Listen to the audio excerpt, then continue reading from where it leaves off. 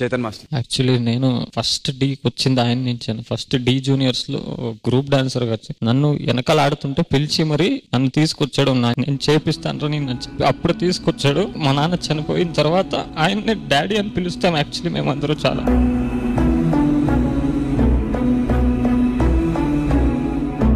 చాలా చాలా చూసుకున్నాను. ఫోన్ చేసి మరి డబ్బులు వేసేవాడు 500. ఆయన చనిపోయే ముందు ఆ రోజు కూడా నాకు 500 పంపించాడు. చాలా మిస్ అవుతున్నాను అన్న. ఒకసారి ముట్టుకోవాలన్న ప్లీజ్.